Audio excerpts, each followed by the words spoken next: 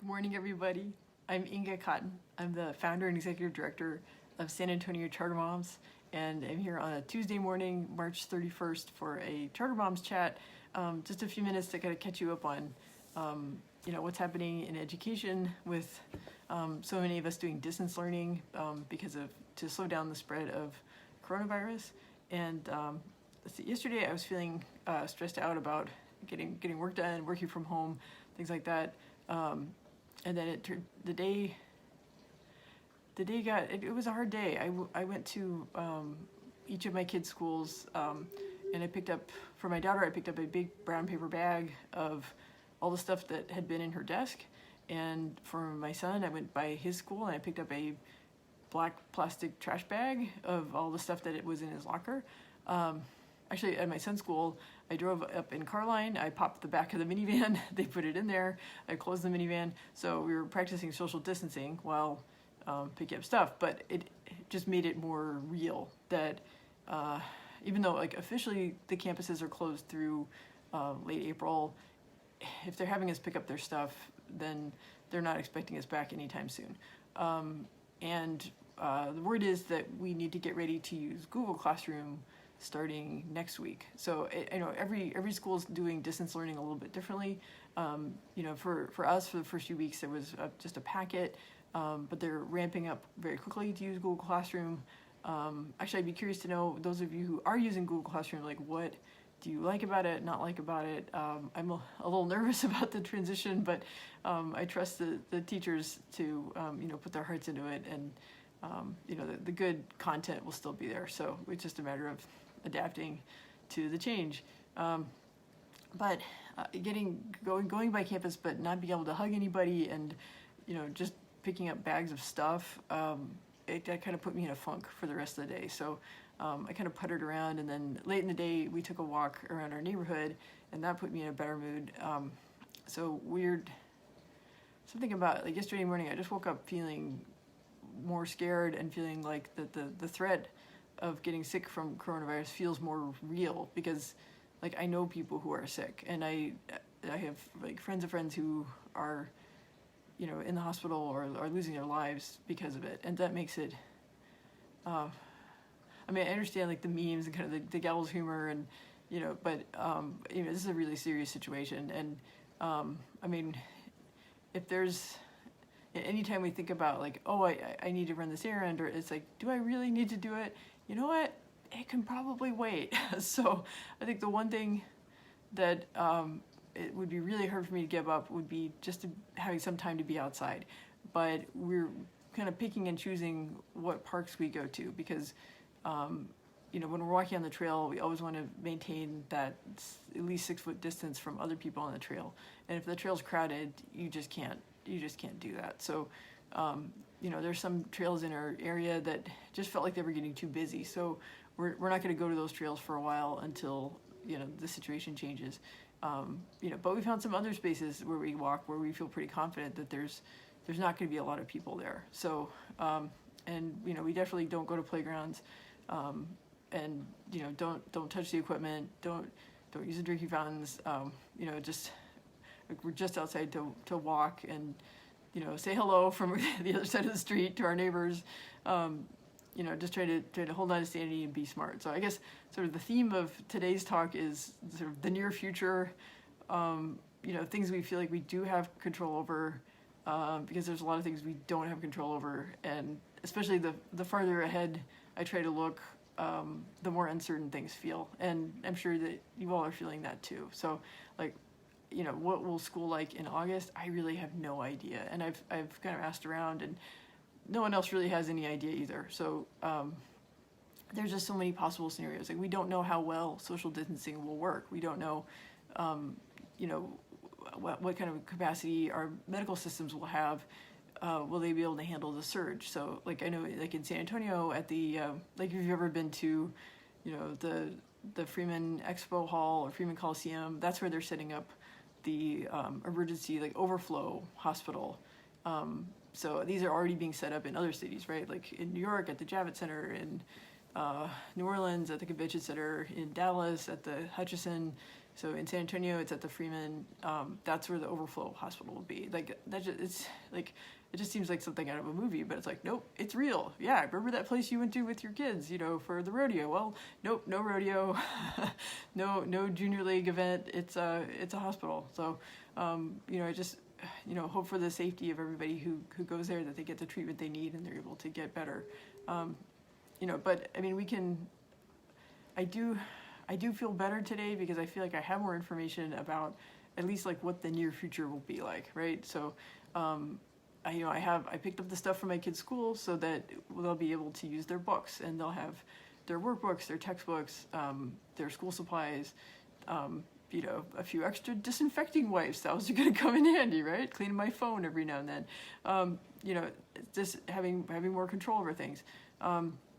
We found out that,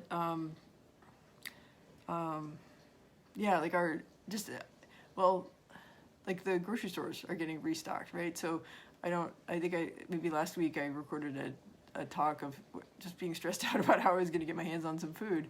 And actually, thankfully, our house is pretty well stocked right now. We don't need to go shopping for a while. Some of the stores near us seem to be catching up with the demand.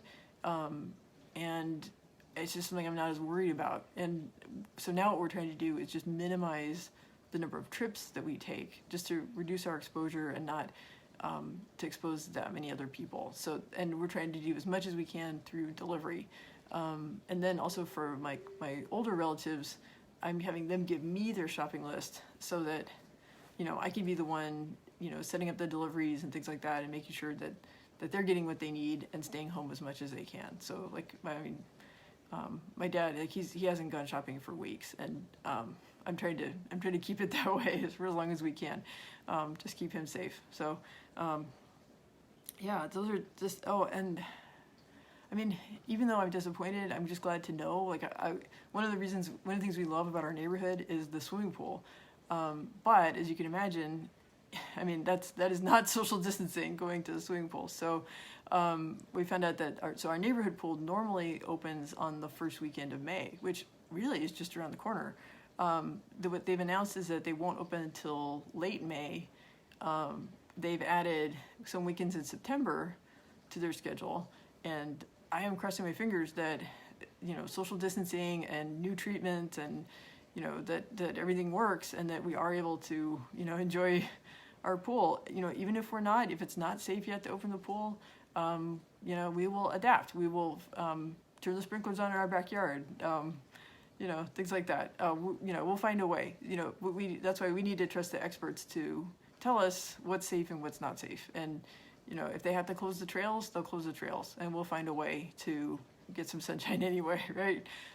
If the pool can't open, we'll just get wet in our backyard, because we know it's going to get hot, right? In San Antonio, we know we can count on that. But hey, maybe the heat kills the germs. I don't know, right? We could always hope, right? But in the meantime, we will try to stay home as much as we can, social distancing, flatten the curve. At least for me, having more information helps me have a sense of control. I don't want to overwhelm people in the group. By the way, so I hope you are already a member of the San Antonio Charter Moms discussion group on Facebook. If not, I hope you will please join, because over the last few weeks, we've really concentrated on resources to help people with adapting to distance learning, finding ways to keep your kids active while you're stuck inside, especially on those rainy days that we had. Figure out what are the good, like, live streams, or things like Dinosaur George, or at the zoo. What are the virtual things we can do that are fun? There's like Promesa Academy is offering a PE class in the afternoons, which I think is great. We're really looking forward to logging into that. So you'll find like links like that in the group, because we're trying to kind of repurpose the group to be as constructive as we can. Actually, one thing, as soon as I get off this call, I'm going to start a poll in the group, because I want to hear from you what's on your mind. I know that basically, like, we started really focusing on coronavirus stuff, I'd say towards the end of spring break, when the school closures were announced and things like that. But I know the schools, like, kind of behind the scenes, they're still processing enrollment applications for next fall. And so if you are still, researching schools and trying to make decisions about what to do for next year, we still want to help. I mean, that is essential to our mission, right? I mean, we're trying to help parents get the best education they can for their kids. And that may still involve changing schools, right? Like, you may be relocating to San Antonio this summer, and we want to help you. We know there are new schools opening up, right? Like Promesa, the Gathering Place, SA Prep, the Great Hearts Live Oak is a new campus, Basis Northeast is a new campus. We're still trying to help spread the word about those schools. So I'm going to do a poll just to find out, are you still really focused on, adapting to distance learning, social distancing, these online activities? Are you starting to think about enrollment? Just like what can we do? Are you concerned about sort of the community service aspect? Like, how do we help solve the digital divide so kids don't get left behind? How do we make sure families are getting meals? I just want to tailor what we're doing in the group to where everyone's at right now, because it changes. I mean, my perspective changes day by day. I mean, sometimes it's all I can to just kind of follow our schedule and keep everyone safe and fed and get to bed on time. That was kind of what yesterday was like. But today I'm feeling more optimistic and a little more ambitious about wanting to tend to our community and listen to you all and figure out what's helpful. So I've been thinking about the near future. I want to know about what's happening with grading policies. So I've heard that there was an article in the paper. I'll share it on the page in the group. But the Express News was reporting that some school districts are changing their grading policies because they realize that distance learning is putting a strain on students being able to perform their work like they normally would. And so I'm wondering how do you feel about that? How does that impact your students, especially for high school students who are, trying to build up their GPAs to prepare for college admissions? There's just a lot of unknowns. This is going to be a really off the wall year. Some schools are kind of freezing grading. Some schools are going to kind of pass fail. That might be a topic for another day. Just to get opinions about what's going on. And then with STAAR testing being canceled, which that seemed unthinkable, and then it's just with a stroke of a pen, it's gone. So, these things change so quickly. But I mean, I think where everyone's at right now is just, it looks like we're in for distance learning for at least several more weeks. It's an interesting comment. Carly Castillo says, I think rigor has gone down a little with how we are having to adapt. I think that the material, the teachers having to, they're putting things in a form that, that parents can kind of manage at home. And it's a little different than if the students were in the classroom and had access to their teachers to be able to ask questions or, I mean, I think it's it's an interesting question. I saw on there's a site called the 74 Million that I follow. There's a wonk named Andrew Rotherham who wrote saying that schools should continue through the summer, and I have not mentioned that to my kids. I don't think they would be too keen on that. But he does kind of make a point that if schools lost a few weeks around spring break as they were ramping up on distance learning, do they need to make that up in the summer? If the rate of learning is slower through distance learning, do we need to catch up on that? What kind of assessments can we do? Not in the sense of, sort of, punitive, standardized testing, but just to figure out where kids are at and what kind of support they need so that they're not getting behind over the summer. I don't know. I mean, the idea of summer school kind of terrifies me. I kind of want to can we just get through this year and then, focus on just keeping our kids safe. And then, you've seen in the news, the hammer and the dance, right? It was can we just have a really severe lockdown to save lives? And then as we kind of loosen up the restrictions on, restaurants or activities, yes, cases will start to rise, and we have this dance between how restrictive is society? Like, can we reopen schools? Can we reopen restaurants or public events? Versus how many cases of coronavirus are there? Is the hospital system overwhelmed? Are there treatments? How close are we to having a vaccine? I mean, that's kind of the outlook that we don't know. So I figured the best we can do in the short run is manage distance learning as best we can. Look out for the people in our community who need more help to get technology devices into the internet. Make sure people are getting fed, and then in the short run, just try really, really hard to practice good social distancing and stay home as much as we can. So, and in the meantime, log in for some PE or some kids yoga or story time or things like that. Try to